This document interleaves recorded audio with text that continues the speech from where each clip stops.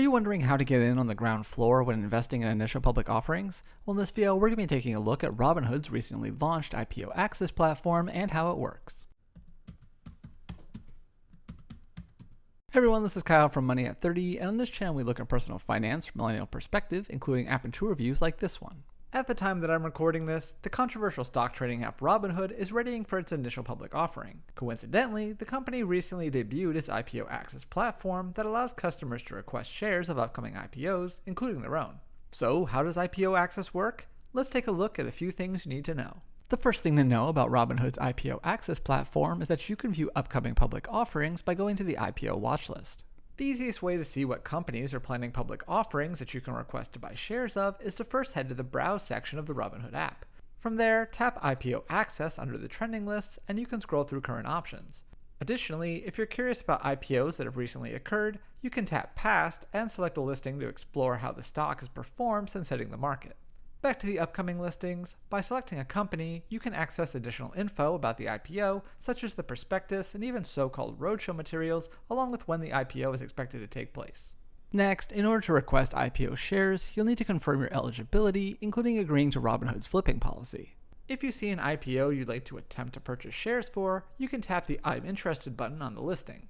However, before you can get to the part where you'll actually request the shares, you'll need to verify your eligibility. This includes confirming that you're not a restricted person as dictated by FINRA rules and understand the additional risks that come with IPO investing. You'll also need to agree to Robinhood's flipping policy, which may penalize users who sell IPO shares within 30 days of the public offering, restricting offending users from future IPO access. After this, Robinhood will also give you a rundown of how allocation works, but we'll cover that in a bit. Once you've completed these steps, you'll be ready to begin your request.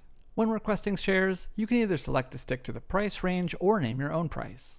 Prior to a company setting a final share price for their IPO, they'll typically offer an estimated range that they're targeting, even though they may go above or below that. For example, at this time, Robinhood's own IPO has a set price range of $38 to $42 per share.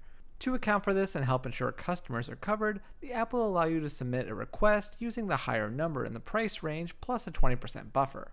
So, for my Hood order, the $42 upper range plus 20% came to $50.40 per share. If the final price comes in above that, I'll need to resubmit and confirm that I'm still interested. Alternatively, you can also state the top price you're willing to pay per share. This can be above, below, or fall somewhere in the current price range. Note that this name your price option is only available before the final price is revealed, but after that, you can either submit a request at the final price or place a limit order for when the shares hit the market. Regardless of which route you take, you can edit your request up until 11:59 p.m. Eastern Time the night before the IPO. Finally, when it comes to distribution of shares, it's important to remember that this is only a request and your order might not be filled. According to Robinhood, since IPO shares may be limited, they are doled out randomly on the morning of the public offering. This is to say that the total shares available and the demand for said shares will definitely impact your ability to have your request filled. Meanwhile, other factors such as the number of shares you're requesting, how long you've had a Robinhood account, the size of your Robinhood portfolio, or whether you have Robinhood Gold will not play a role in selecting which users ultimately have a chance to buy IPO shares. Overall, I do appreciate how easy Robinhood's IPO Access platform is to use, and I'm interested to see if my order is fulfilled. Meanwhile, if you are completely out on Robinhood, the good news is that there are other free services that also offer IPO opportunities.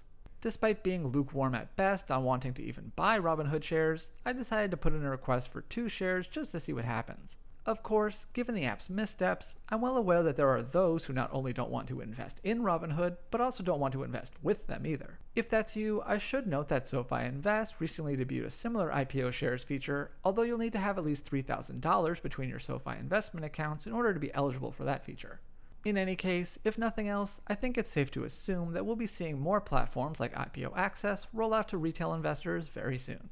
Hopefully this gives you a better idea about what IPO Access is all about, but for much more on the feature and the Robinhood app in general, I'll have links to my full written reviews in the description box down below. Also, if you like this video, please hit the thumbs up button, leave a comment, and be sure to subscribe because we have new videos every week. So thanks again for watching, and I will see you next time here on Money at 30.